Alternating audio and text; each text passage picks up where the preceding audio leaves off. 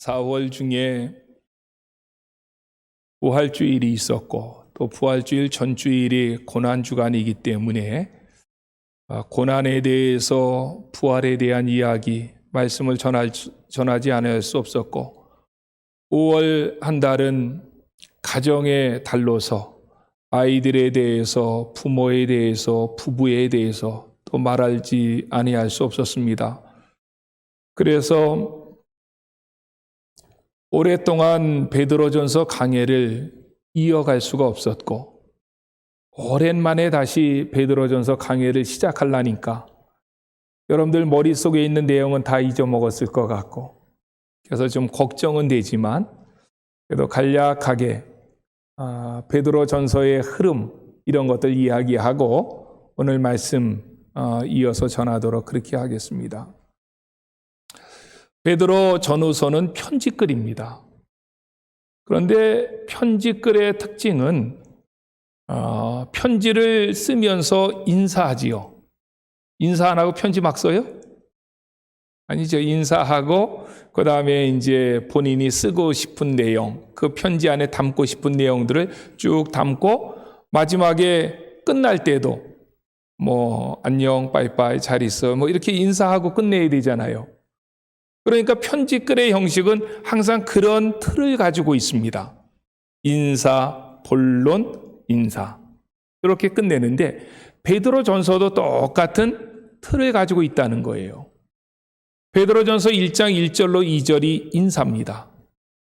그리고 1장 3절서부터 5장 11절까지가 이제 베드로전서에서 말하고 싶은 본론의 내용이죠. 굉장히 길지요. 그 다음에 12, 13, 14절이 이제 잘 있어라, 또 안녕 이렇게 이제 마지막 인사하고 마무리를 하지요. 그러면 우리가 베드로 전서의 본론에 해당되어지는 그 내용 안에는 무슨 내용들이 담겨져 있는가? 이거를 그래도 큰 흐름으로 여러분들에게 이야기하고 말씀을 전하는 것이 좋을 듯 싶습니다.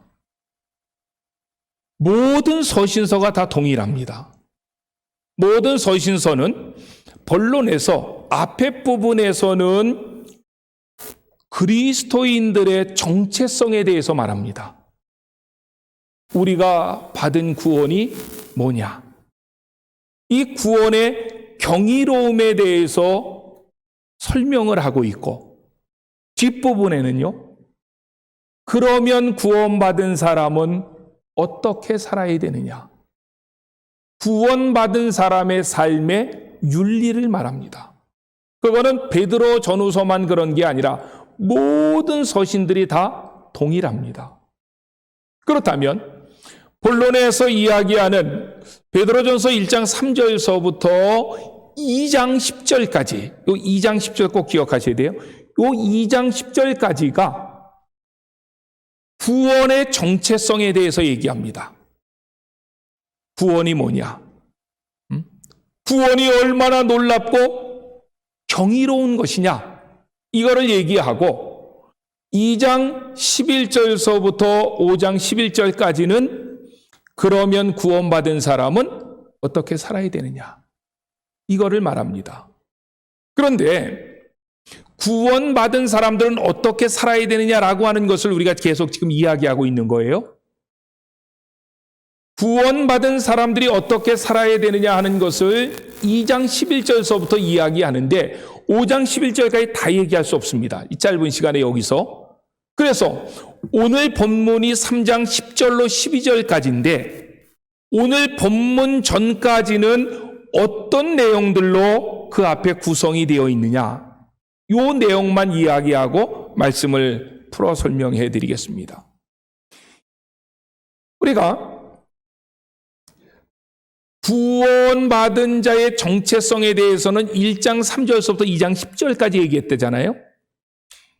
2장 11절, 12절에서는 구원받은 자의 삶의 원리에 대해서 이야기를 합니다. 그럼 구원받은 사람들은 어떻게 살아야 되냐? 큰 원리를 두 가지로 얘기하는데 첫 번째 원리는 소극적인 원리고 두 번째 원리는 적극적인 원리입니다. 소극적인 원리는 뭔가 하면 죄를 피하라는 거예요. 죄 짓지 말라. 적극적인 원리는 뭘까요? 선을 행하라. 죄를 피하는 것은 소극적인 원리라면 선을 행하라 라고 하는 것은 적극적인 원리입니다. 그것을 2장 11절, 12절 두 절에서 얘기합니다. 그 다음에 13절서부터 17절까지는 구체적인 관계를 말하기 시작하는데 그리스도인들은 국가라고 하는 관계 속에서 어떻게 살아야 되느냐. 그래서 제가 그 부분을 말할 때는 그리스도인의 국가관에 대한 설교를 했습니다. 여러분들 다 잊어먹었겠지만. 그 다음에 2장 18절서부터 25절까지는 그리스도인의 사회관, 직장생활, 특별히 내가 섬기고 있는 상사가 악한 사람일 때 예수 믿는 사람들은 그 안에서 어떻게 직장생활을 해야 되느냐, 어떻게 사회생활을 해야 되느냐, 이거를 2장 18절서부터 25절까지 얘기합니다. 그리고 3장 1절로 6절에서는 그리스도인의 가정관에 대해서 이야기하면서 특별히 아내의 역할에 대해서 말합니다. 아내는 어떻게 가정을 이끌어가야 될 것인지. 그리고 3장 7절 한 절 속에서는 그리스도인의 가정관에서 남편의 역할이 뭐냐, 남편은 어떻게 살아가야 되느냐라고 하는 것을 3장 7절에서 말합니다. 그리고 3장 8절에서는 예수 믿는 사람들 안에서, 내가 좋아하는 사람들 안에서 예수 믿는 사람들은 어떻게 살아야 되느냐, 가까울수록 굉장히 조심해야 되잖아요. 그런 것을 이야기하고 있고 3장 9절에서는 원수지간에 있는 사람들, 악한 사람들, 내가 만나기 불편하고 말 섞기 불편한 사람들, 그 사람들 사이에서 예수 믿는 사람들은 어떻게 살아야 되느냐, 이걸 3장 9절에서 얘기합니다. 그리고 오늘 3장 10절이 나오는 거예요. 그러니까 이런 앞에서 이야기한 내용들을 우리가 머릿속에 갖고 10절로 12절을 봐야 된다는 거예요. 그렇다면 오늘 본문인 3장 10절로 12절에서는 무슨 말을 하느냐? 사도 베드로는 그렇게 말하는 거예요. 앞에서 많은 관계 속에서 그리스도인들이 어떻게 살아가야 되느냐라고 하는 것을 말한 것은 내 생각이 아니라 그것은 성경이 그렇게 말씀하신 거다. 그래서 구약에서 성경적인 근거를 끌어옵니다. 오늘 베드로전서 3장 10절로 12절 말씀에 보면은 이거는 베드로가 했던 말은 한마디도 없어요. 구약 성경을 그대로 끌어온 거예요. 성경적인 근거를 이야기하고 싶었던 거예요. 그러면 어디에서 이 말씀을 끌어왔느냐? 굉장히 중요해요. 베드로가 어디에서 이 말씀을 끌어왔느냐? 시편 34편 12절로 16절입니다. 거기에서 한 글자도 다르지 않을 정도로 너무너무 비슷하게 통째로 그 말씀을 끌어옵니다. 그러면 시편 34편 12절로 16절은 어떻게 됐는지 같이 봅시다. 시작. 생명을 사모하고 연수를 사랑하여 복받기를 원하는 사람이 누구뇨? 내 혀를 악에서 금하며 내 입술을 거짓말에서 금할지어다. 악을 버리고 선을 행하며 화평을 찾아 따를지어다. 여호와의 눈은 의인을 향하시고 그의 귀는 그들의 부르짖음에 기울이시는도다. 여호와의 얼굴은 악을 행하는 자를 향하사 그들의 자취를 땅에서 끊으려 하시는도다. 아멘. 여러분들이 집에 가서 한번 시간이 있을 때 두 성경 본문을 놓고 비교해 보십시오. 거의 비슷합니다. 그러면 우리의 질문은 왜 베드로가 소결론과 같은 말씀을 하는데 시편 34편 12절로 16절에서 이 말씀을 끌어와서 자기의 어떤 이야기했던 내용들의 소결론을 말하고 있느냐? 그런 얘기예요. 그런데 시편 34편을 여러분들이 집에 가서 읽어보면 재미있는 게 시편 34편은 다윗이 기록했습니다. 그런데 다윗이 기록을 했는데 시편을 보면 항상 그 앞에 제목을 달아놓습니다. 제목을 뭐라고 달아놨는가 하면 다윗이 아비멜렉 앞에서 미친 채 하다가 쫓겨나서 지은 시. 그게 시편 34편이라는 거예요. 여기에 배경이 되어질 수 있는 말씀은 사무엘상 21장 10절 이하입니다. 사무엘상 21장 10절 이하를 보면 다윗이 아비멜렉 앞에서 미친 채 했다는 말이 무슨 말인지를 설명해내고 있어요. 우리가 잘 아는 대로 다윗이 근 20년 넘도록 사울에게 쫓겨다닙니다. 그런데 아마 이 시를 기록했을 때는 10여 년이 넘었을 때 같아요. 사울에게 쫓겨다닐 때. 이스라엘 땅은 한국에 강원도 많았습니다. 사울이 다윗을 얼마나 집요하게 쫓았는지 각 지방마다 방을 다 붙여놨을 거예요. 다윗 신고하면 우리로 하면 1,000만 원 주겠다, 5천만 원 주겠다. 어디에서 다윗 나타났다고 신고 들어오면 군사를 3,000명 데리고 갔습니다. 그런데 강원도만한 땅에 10년 동안 도망 다녔으면 더 도망 다닐 때 있어요, 없어요? 없죠. 그러면 더 도망 다닐 때 없으면 어떻게 해야 돼요? 죽어야 돼요?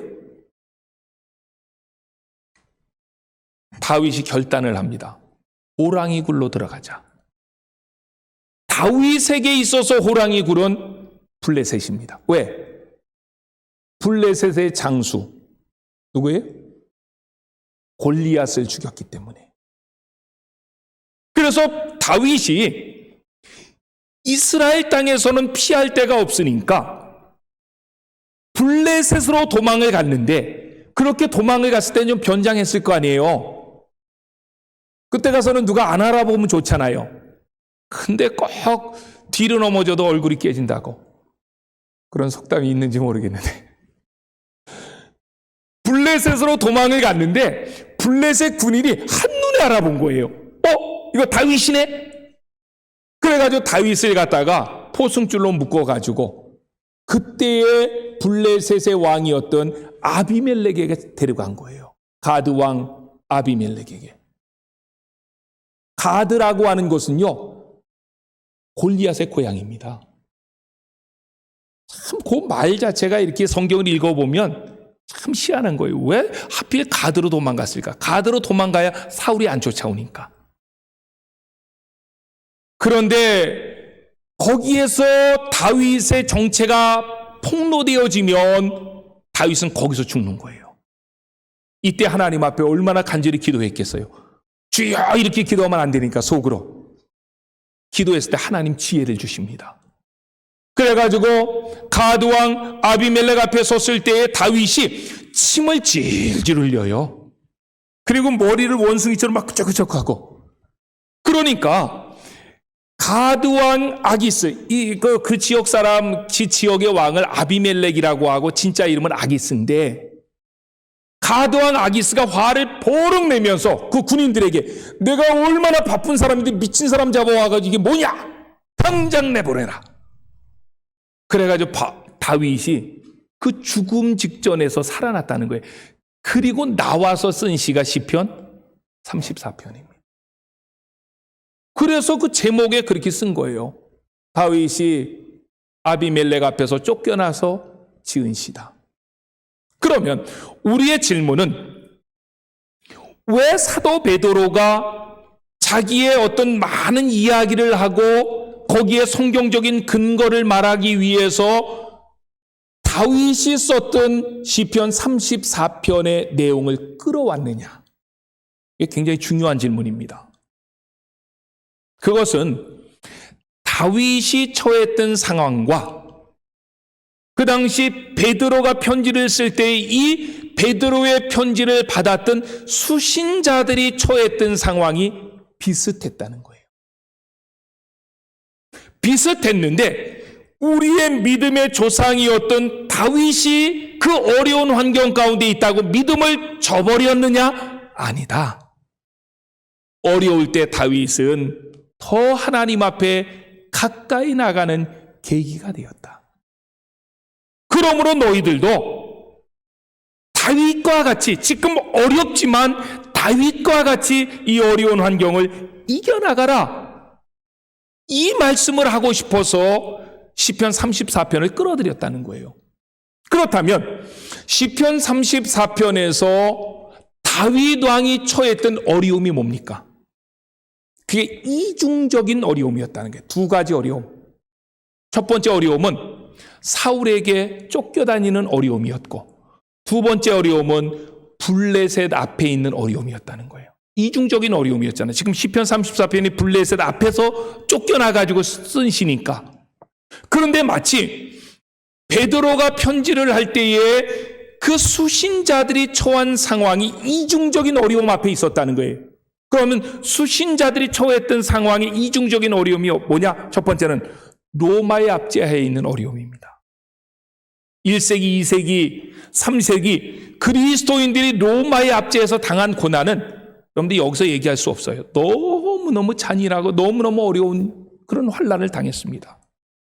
두 번째 어려움은 유대인들로부터 당한 핍박입니다. 그러니까 베드로 전후서의 수신을 받았던 수신자들은 이렇게 이중적인 고난을 당했다는 거예요. 로마로부터 어려움을 당하고 유대인들로부터 어려움을 당했는데, 너희들의 조상, 1000년 전에 있었던 조상 다윗도 이중적인 어려움이 있었다. 사울에게 쫓겨다녔고 블레셋 앞에 목숨이 위태한 상황 가운데 있었지만, 믿음의 사람들은 아무리 그 어려움이 겹겹이 우리를 쌓은다 할지라도 우리는 넘어지지 않는다. 우리는 그 어려움 앞에서 도리어 하나님의 자녀임을 드러내야 된다. 그것이 진짜 그리스도인이다. 이렇게 자기의 논지의 소결론을 이어가고 있다는 거예요. 사랑하는 안전의 성도 여러분, 우리가 오늘 본문 말씀을 좀 읽으면서는, 말씀을 들으면서는, 제가 이 강대상에서 이런 얘기하기가 참 쉽지 않은데, 무늬만 그리스도인인 것 하지 말아야 된다는 거예요. 껍데기만 그리스도인인 이 짓 하지 말라는 거예요. 그게 진짜 하고 싶은 얘기예요, 본문에서. 그러면 아무리 어려움이 있다 할지라도 그 어려움 속에 참된 믿음의 사람들은 어떻게 살아가느냐라고 하는 것을 10절서부터 얘기했는데, 이제 10절서부터 한 절 한 절 설명할게요. 10절 시작. 그러므로 생명을 사랑하고 좋은 날 보기를 원하는 자는 혀를 금하여 악한 말을 그치며 그 입술로 거짓을 말하지 말고. 아멘. 여기에 먼저 던져야 될 질문이 있습니다.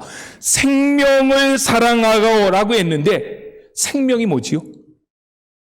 우리 예수 믿는 사람들은 생명을 사랑하고, 이게 더 성경적으로 얘기하면 영생이란 단어로 바꿨을 수 있는데, 생명 혹은 영생이라고 하는 단어를 쓸 때 많은 사람들은 장소적인 개념으로 갑니다.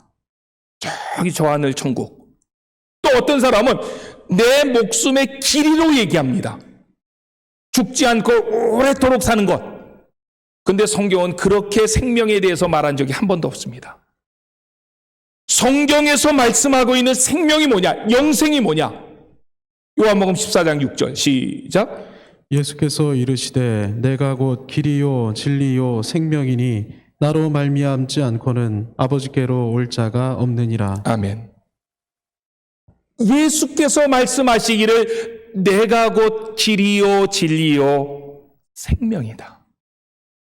그렇다면 영생이란 뭐냐?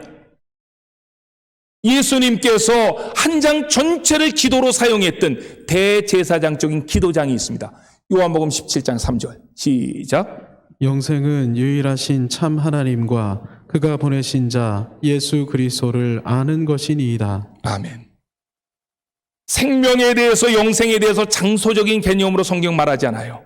물론 그것도 어느 부분에 가서는 그렇게 설명은 해갈 수 있습니다. 그런데 생명은 예수님이 생명이고, 영생이라고 하는 것은 예수 그리스도를 아는 것이 영생인 줄로 믿습니다. 결혼에 대한 예를 한번 들어볼게요.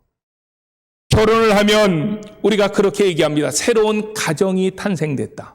그렇죠? 어떤 결혼한 사람들을 하면 새로운 가정이 탄생됐다, 축하하자, 이렇게 얘기하잖아요. 그러면 이렇게 질문해 볼게요. 결혼의 목적이 새로운 가정을 탄생시키는 겁니까?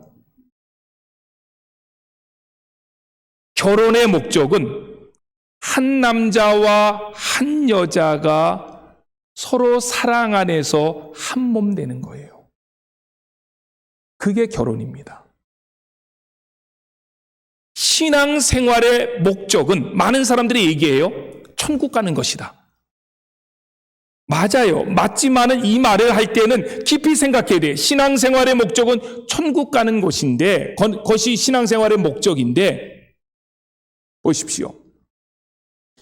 결혼한 사람들이 결혼의 목적을 가정을 세우는 것이다 라고 목적을 했는데 서로 싸우고 다투고 서로 사랑하지 않아요. 한 몸 되지 않아요. 그거는 가정이 아니지요. 천국에 대해서 얘기를 하는데 천국은 죽지도 않고 눈물도 없고 고통도 없고 장소적인 개념, 길이의 개념, 또 내가 느낄 수 있는 평안함의 개념으로 간다면은 만약에 그 천국에 예수님이 없으면 거의 천국입니까? 아니라는 거예요. 장소보다 길이보다 더 중요한 것은 예수님이십니다. 그래서 요한복음 14장 6절에 내가 길이요 진리요 생명이라. 예수님은 그렇게 말씀하셨다는 거예요. 그렇다면 오늘 본문 말씀 그 다음 절에, 그 다음 내용에 좋은 날 보기를 원하는 자라고 했을 때 좋은 날은 어떤 날입니까? 이거는 베드로전서를 제가 강의하면서 굉장히 많이 얘기했던 부분입니다. 좋은 날이 어떤 날이? 마치면 선물 하나 주고 싶은데. 여기에서 좋은 날이라고 말했을 때에는 그때는 평안한 것, 고통이 없는 것, 잘 되는 것, 이런 건 말할 수 있지만 그런 거 아주 배제하는 것은 아니지만 베드로는 한 번도 그런 개념으로 좋은 날이라는 것을 설명해 본 적이 없습니다. 그러면 베드로가 말하는 좋은 날은 어떤 겁니까? 베드로전서 1장 4절입니다. 시작. 베드로전서 1장 4절 시작. 예. 썩지 않고 더럽지 않고 쇠하지 아니하는 유업을 잊게 하시나니 곧 너희를 위하여 하늘에 간직하신 것이라. 아멘. 좋은 날이라고 하는 것은 썩지 않고 더럽지 않고 쇠하지 아니하는 그리스도인들이 가진 유업, 그 안에서 사는 것, 이게 좋은 날이라는 거예요.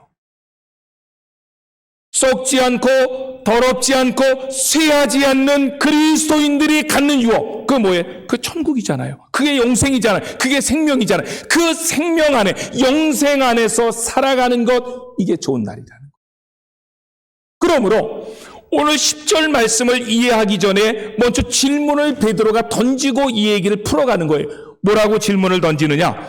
예수님 안에서 천국의 삶을 살기를 원하십니까? 이런 질문을 먼저 던지는 거예요. 또 다른 질문, 예수님 안에서 얻을 수 있는 영생을 진정으로 원하십니까? 이 질문을 던지고 이 얘기를 풀어간다는 거예요. 그럼 저도 여러분들에게 똑같은 질문을 던지겠습니다. 예수님 안에서 천국의 삶을 사시기를 진정으로 원하십니까? 좀 두려운가 보네요. 예수님 안에서 영원한 영생 누리시기를 원하십니까? 아멘. 그렇다면 세상 사람들과 사는 내용이 달라야 된다는 거예요. 말로만 예수 믿는다고 하지 말고 너희들이 예수 안에서 썩지 않고 더럽지 않고 쇠하지 아니하는 영원한 기업을 소망한다면 예수 믿는 사람들은 이렇게 살아서 내가 그 나라 백성인 것을 드러내야 된다. 이게 10절의 말씀이라는 거예요. 그렇다면은 예수 믿는 사람들이 세상 사람들과는 다른 삶의 내용이 뭡니까? 그게 10절 하반절서부터 12절까지 얘기하고 있는데 수많은 명령형으로 얘기합니다. 왜 명령형으로 말하는가 하면 그것을 알라, 배우라 그런 뜻이 아니라 그렇게 살아내라. 그렇게 살아야 된다라고 베드로는 이야기하고 있는 거예요. 여기에 원어로 보면 수많은 명령형이 있지만 저는 이 명령을 다 하나하나 설명할 수 없어서 이거를 3가지로 묶었습니다. 이 3가지는 꼭 기억하셔야 돼요. 왜? 이건 오늘 설교뿐만 아니라 여러분이 평생을 이 말씀을 기억해야 되기 때문에. 그렇다면 그 3가지 중에 첫 번째가 뭐냐? 10절 다시 봅시다. 시작. 그러므로 생명을 사랑하고 좋은 날 보기를 원하는 자는 혀를 금하여 악한 말을 그치며 그 입술로 거짓을 말하지 말고. 아멘. 10절 상반절에서 질문 던진 거예요. 예수님 안에서 썩지 않고 더럽지 않고 쇠하지 아니하는 영원한 기업 그것 갖기를 원하십니까? 이렇게 질문 던진 거예요. 그러면 어떻게 하라고요? 입술을 다스리라. 말에 조심하라. 왜 말이 그렇게 중요한가 하면 성경에서 이야기하는 말은 마음속에 있는 것이 드러나는 것이기 때문에 그렇습니다. 그러므로 그 사람이 말하는 것을 보면 그 사람이 어떤 사람인지를 안다는 거예요. 우리가 베드로전서 강해를 하기 전에 저는 야고보서 강해를 25차례에 걸쳐서 했습니다. 야고보서 강해를.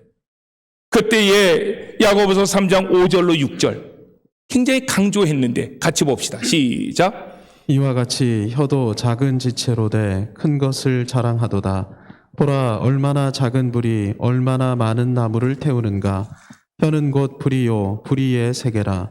혀는 우리 지체 중에서 온 몸을 더럽히고 삶의 수레바퀴를 불사르나니 그 사르는 것이 지옥불에서 나느니라. 아멘. 교회는 핍박으로 넘어지지 않습니다. 핍박은 교회를 도리어 정결케 합니다. 그런데 교회는 말로 넘어질 수 있습니다.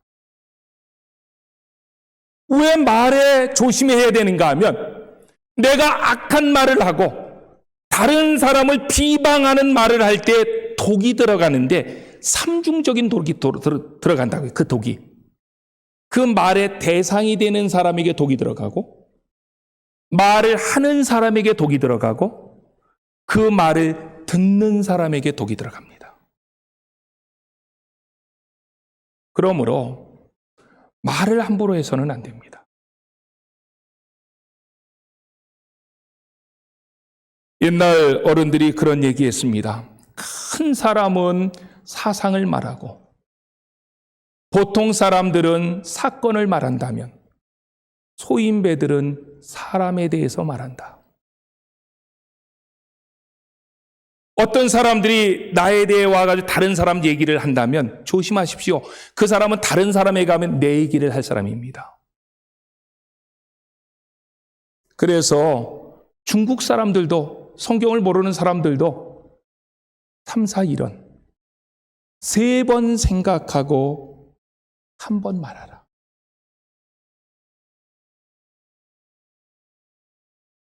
말이 정말로 소중한 것은 말은 한 번 던져놓으면 담을 수가 없기 때문에 그렇습니다. 30초 말로 어떤 사람에게 상처를 주면 그 상처는 30년 가기 때문에 그래요. 독일 사람들이 2차 세계대전 때 독가스를 무척 많이 만들었습니다. 그래서 유대인들 600만 명을 죽였는데 그런데 전쟁이 딱 끝났을 때 독일 정부가 고민을 합니다. 이 독가스를 어떻게 폐기 처분할까? 바다에다가 다 빠뜨리자니 바다가 오염되고 바다 생물이 다 죽는 거예요. 아무도 안 사는 산에다 갖다 터뜨리자니 산이 다 그냥 황폐화되는 거예요.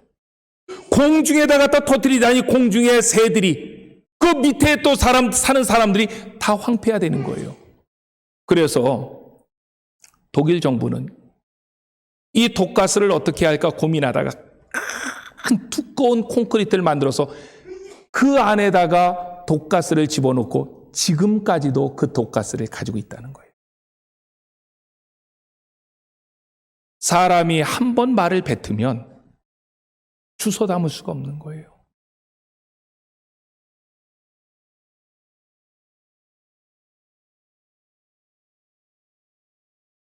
우리 안천교회 사랑하는 성도들은 말을 볼 때, 저 사람이 말하는 걸 볼 때 은혜로운 말을 하고 위로하는 말을 하고 격려하는 말을 하고, 그래서 우리 안천교회 사람들은 참 하나님의 냄새가 많이 나는구나, 하나님 닮음이 풍성한 교회로구나, 이렇게 소문날 수 있기를 예수님의 이름으로 축원합니다.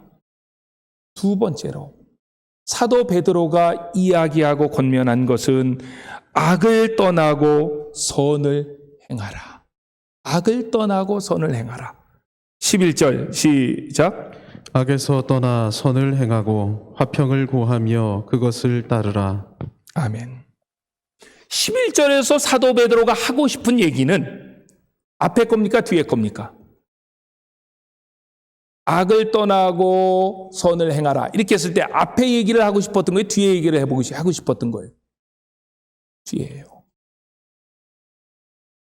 예수 안에서 썩지 않고 더럽지 않고 쇠하지 않는 그 기업을 소망하는 사람은 선을 행해야 된다는 거예요. 그런데 선을 행하는데 악을 떠나지 않는 선은 위선이다, 거짓이다, 이렇게 말하는 거예요.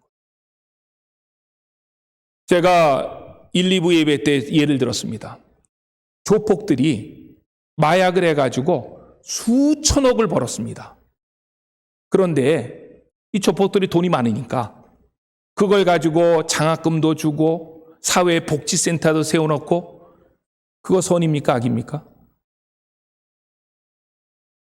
그거는 더 악한 악입니다. 자기의 악을 가장하기 위해서, 감추기 위해서 위장하는 거지요. 하나님은 그것을 받지 않는다는 거예요. 그래서 창기의 예물을 교회에 가져오지 말라. 성경은 그렇게 얘기했던 거예요. 참된 선을 행하는 것은 악에서 그치는 것이 우선입니다. 악을 그치고 선을 행하는 것, 하나님께서 그것을 받으신다는 거예요. 시편 34편에 보면 다윗이 아비멜렉 앞에서 쫓겨나서 이 시를 적으면서 이렇게 얘기합니다. 시편 34편 8절 시작. 너희는 여호와의 선하심을 맛보아 알지어다. 그에게 피하는 자는 복이 있도다. 아멘. 선하다라고 하는 것은 추상명사입니다. 그런데 선하다라고 하는 추상명사를 다윗은 어떻게 썼느냐면 물질명사같이 썼다는 거예요. 선이라고 하는 것을 맛볼 수 있습니까? 먹을 수 있습니까? 없다는 거예요. 그런데 다윗이 선하다라고 하는 이 추상명사를 물질명사와 같이 썼던 이유는 그렇게 살았다는 거예요. 우리가 잘 아는 대로 다윗이 20년 동안 사울을 피해서 다녔습니다. 그런데 20년 동안 누구 한 사람 앞에 여러분들이 그냥 쫓겨다닌다고 생각해봐서 그 사람 때문에 가족도 재산도 다 날아갔다고 생각해. 어떻게 하면 복수할까? 만나면 내가 그냥 어떻게 잔인하게 죽여야 내가 속이 풀려질까? 이렇게 했을 거 아니에요. 그런데 다윗은 사울을 죽일 수 있는 기회가 여러 번 있었지만 사울을 죽이지 않았다는 거예요. 왜요? 하나님께서 기름 부으신 종을 나는 죽일 수 없다. 여기에 선이라고 하는 것은 도덕적인 개념이 아니라 선이라고 하는 그 말의 의미는 하나님의 뜻대로 살아간다 이 말이에요. 그러니까 다윗이 사울을 죽이지 않은 것은 다윗이 사울을 죽이는 것은 하나님의 뜻이 아니다. 이런 말이죠. 그런데 다윗은 그 선하게 살았던 것을 맛보아 알았다는 거예요. 저는 이 고백이 시편 34편 8절의 고백이 저와 여러분들의 고백이 되시기를 예수님의 이름으로 축원합니다. 추상적인 명사로 접근하는 것이 아니라 그렇게 나는 살았습니다. 그렇다면 왜 우리가 그렇게 살아야 됩니까? 그 이유를 던져야 되잖아요. 왜 그렇게 살아야 돼요? 시편 34편 8절에서 얘기합니다. 하나님이 선하시기 때문에. 우리가 그렇게 살아야 되는 그 이유는 너희 하나님 여호와의 그 선하심을 맛보아할지라. 하나님이 선하시니까 너희도 그렇게 살아야 된다. 이렇게 다윗은 고백하고 있습니다. 세 번째로 예수 안에서 썩지 않고 더럽지 않고 쇠하지 아니하는 유업을 쫓아가는 사람의 삶의 모습은 화평을 구하고 그것을 따르는 것입니다. 11절 다시 봅시다. 시작. 악에서 떠나 선을 행하고 화평을 구하며 그것을 따르라. 아멘. 화평을 구하라. 화평을 따르다. 이 같은 동사를 두 번 썼단 말이에요. 그 이유가 뭘까요? 왜 화평을 구하라, 화평을 따르라 이렇게 말했을까요? 그것은 peace lover가 되지 말라는 거예요. 나는 화평을 사랑해 이거 아니라는 거예요. 예수 믿는 사람들은 peace lover가 아니라 peace maker입니다. 그래서 마태복음 5장 9절에 이렇게 말합니다. 시작. 마태복음 5장 9절. 화평하게 하는 자는 복이 있나니 그들이 하나님의 아들이라 일컬음을 받을 것이며. 아멘. 화평케 하는 자는, 이걸 영어 성경으로 여러분들 찾아보세요. 그러면 뭐라고 써냐면 peacemaker. 미움이 있고 다툼이 있고 시기가 있고 질투가 있는 곳에 그 사람이 감으로 말미암아 그 공동체는 화평케 되어진다는 거예요. 이거는 피스 러버하고는 달라요. 피스 러버는 나는 평화를 사랑해. 그 문제 일으키고 싶지 않아. 그런 사람들은 교회에 더 큰 문제를 일으킬 수 있다는 거예요. 우리에게 피스 러버로 살라고 말하지 아니하고 하나님은 피스 메이커로 살라. 피스 메이커로 살 때 불의하고 다투고 시기하고 싸우는 그곳에 간다 할지라도 그 사람 때문에 그 공동체가 서로 사랑하고 존경하고 아끼는 그러한 공동체를 만들어낸다면 네가 내 아들이다.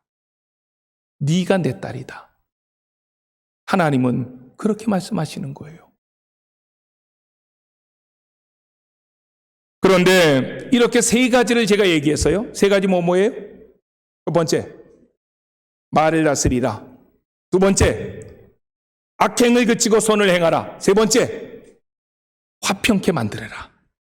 그런데 이 세 가지의 말씀은 지금 우리로서도 지키기 어렵지만 1세기 그리스도인들로 봐서 이 말씀 지키기는 하늘의 별따기입니다. 이 말을 하면 이렇게 반론하는 거예요. 그럼 바보처럼 살아야 되겠네요. 성경의 대답은 그래 바보처럼 살아 이거예요. 왜 그런가 하면 이 베드로 전후서를 수신하는 사람들이 어디 지역에 살던 사람인지를 1장 1절에서 얘기합니다. 시작. 예수 그리스도의 사도 베드로는 본도, 갈라디아, 갑바도기아, 아시아와 비두니아에 흩어진 나그네. 아멘. 저는 여기에서 말한 지역들을 몇 군데 가봤습니다. 본도, 갈라디아, 갑바도기아, 아시아, 비두니아. 거기 흩어진 나그네들. 그 안에서 예수 믿는 사람들에게 이 편지가 쓰여졌다는, 수신자들이 어디 사는지를 얘기하는데 그 가운데 제가 갔던 지역 중에 가장 감동을 받았던 데가 갑바도기아입니다. 2019년도 우리가 성지순례 갔을 때 갔는데 저기 서 있는 장소가 갑바도기아입니다. 그런데 한 장만 더 남겨주십시오. 갑바도기아 땅은 저렇게 됐습니다. 그런데 저 땅이 희한한 것이 화산재로 이루어진 지역이기 때문에 처음에 그 땅을 팔 때는 손으로 파도 됩니다. 그런데 손으로 이렇게 땅을 파고 난 다음에 거기에 공기가 접해지면 그게 바위가 됩니다. 굉장히 많은 10대 황제의 박해가 있을 때 어디 가서 숨어 살면 될까? 이걸 연구했던 사람들이 어디로 왔느냐? 갑바도기아로 왔다는 게 200만이 왔다는 거예요. 여기에 피해 살기 위해서. 그래서 저 뒤에 있는 굴들은요, 다 예수 믿는 사람들이 숨어 살았던 장소입니다.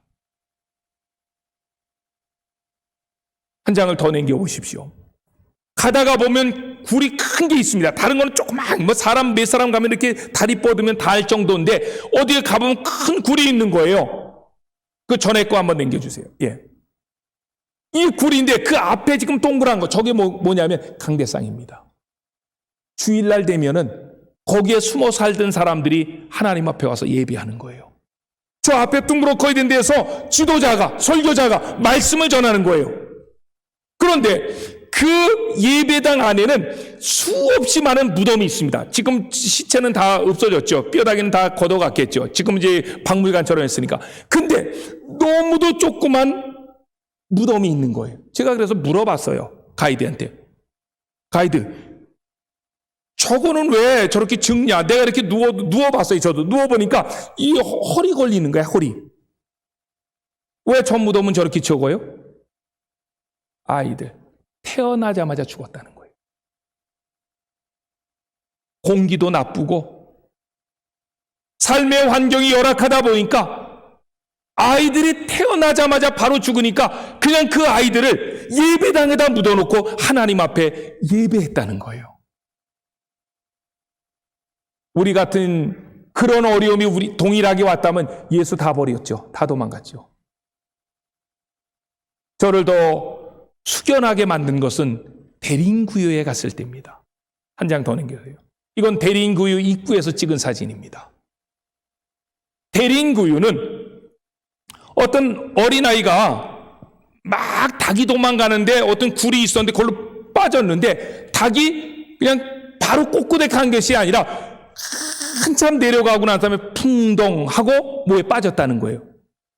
그러니까 사람들이 이상하다, 저기 뭔가 있나 보다 해가지고 발굴을 시작했는데 발굴을 해보니까 지하로 20층.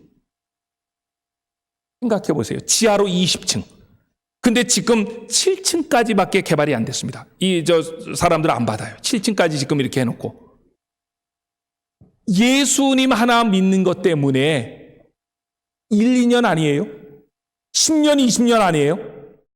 네로 황제의 박해가 64년에 시작됐고 콘스탄티노플 대제가 기독교를 복음화시켰을 때가 313년입니다. 그러면 260년 동안 예수님 하나 믿는 것 때문에 어떤 사람은 지하 20층에서 사는 거예요.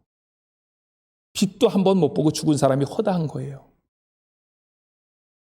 사도 베드로는 지금 오늘 본문 말씀 베드로전서 3장 10절로 12절에서 너희가 그렇게 고난 가운데 있을 때 할지라도, 너희를 로마 황제가 유대인들이 그렇게 핍박한다 할지라도 너희들은 그 사람들을 향해서 악한 말 하지 마라, 거짓말하지 마라. 그 사람들을 향한 악행을 그치고 도리어 그 사람들에게 선을 베풀라. 그런 사람들과 더불어 피스메이커,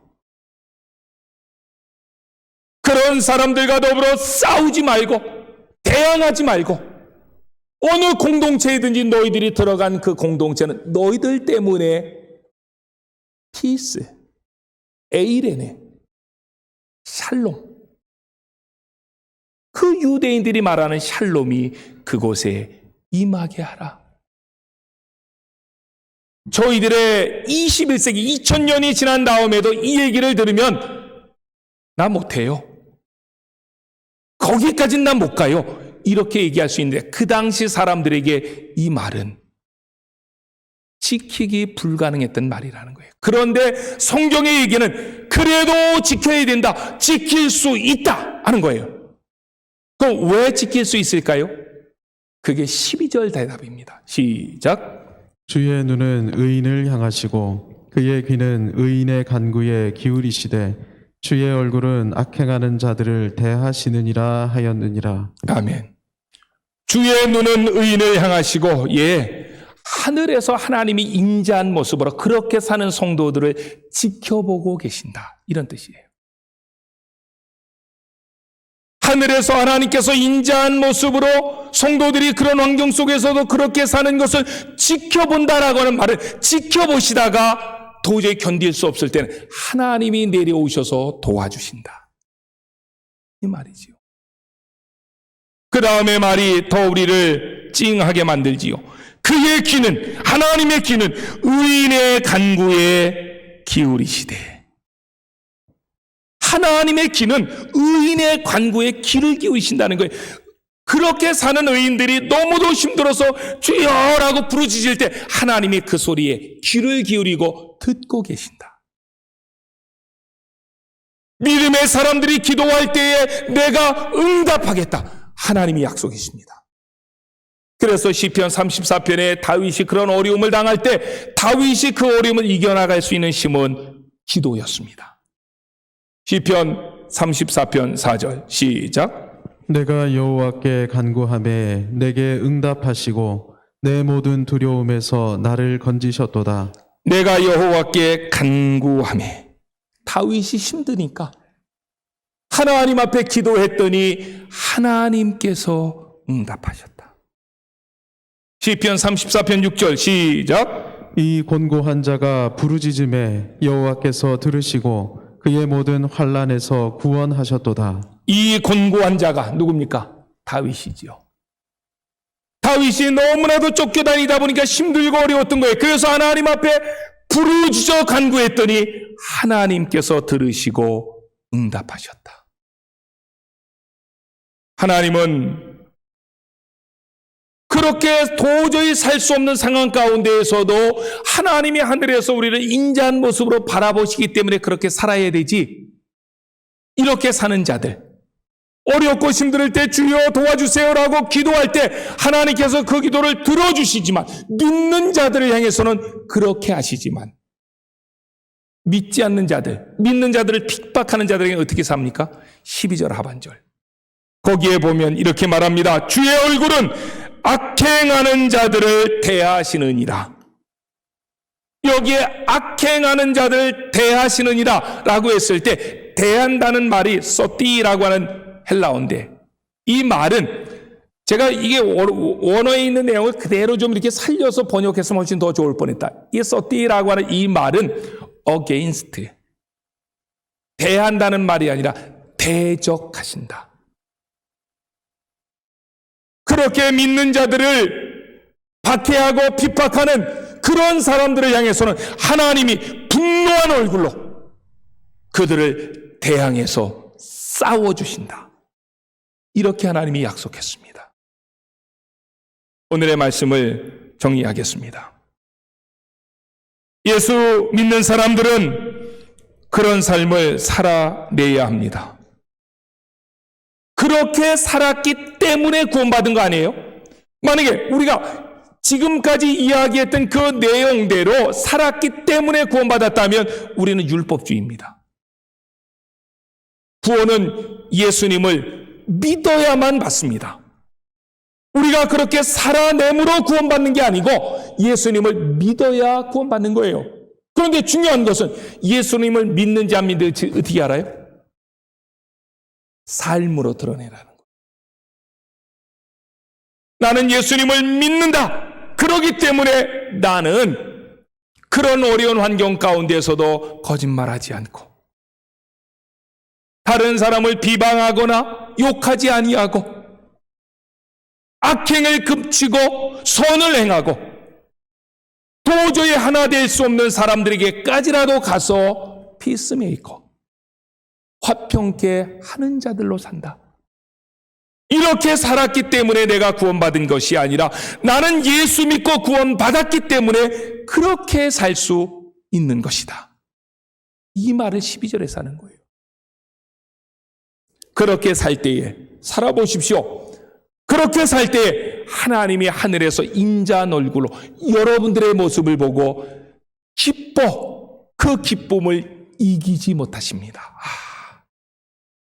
우리 아들이 정말 대단하다. 그게 스바냐서 3장 말씀 아니에요? 그렇게 살아가는 자들이 조금만 소리쳐도 하나님은 두 귀를 쫑긋 세우시고 우리의 고난을 듣고 계신다는 거예요. 더 중요한 게 있습니다. 더 중요한 게 뭘까요? 그렇게 살라고 예수님이 하늘로 올라가셔서 성령님을 보내주셨다는 거예요. 그 성령님이 지금 우리 가운데 계십니다. 그러므로 우리는 그렇게 살 수 있다는 거예요. 세상 사람들은 흉내도 낼 수 없는 이 말씀을 우리에게 오늘 도전적으로 주고 있는데, 저의 안타까움은 한국교회는 여기서 실패했습니다.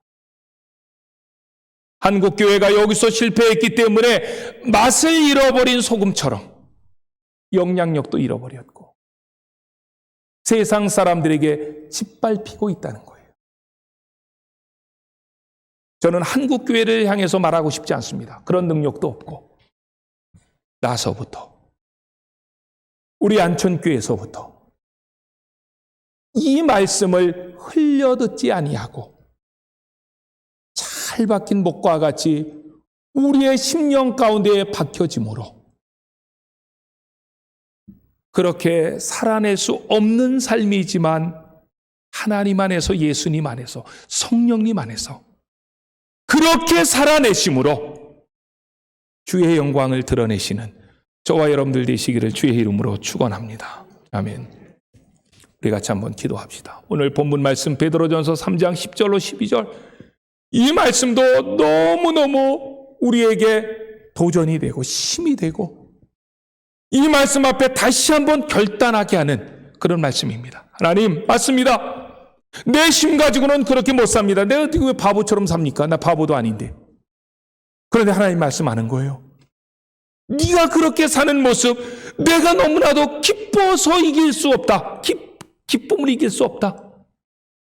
내가 너의 간구하는 소리 내가 들어줄게. 그래서 내 마음 가운데 내가 성령 보내주지 않았느냐? 그렇게 살라 말씀하실 때 하나님, 그렇게 살겠습니다. 월요일서부터, 오늘부터 그렇게 살겠습니다. 도와주세요. 우리 기도합시다. 주여 한번 외치고 기도합시다.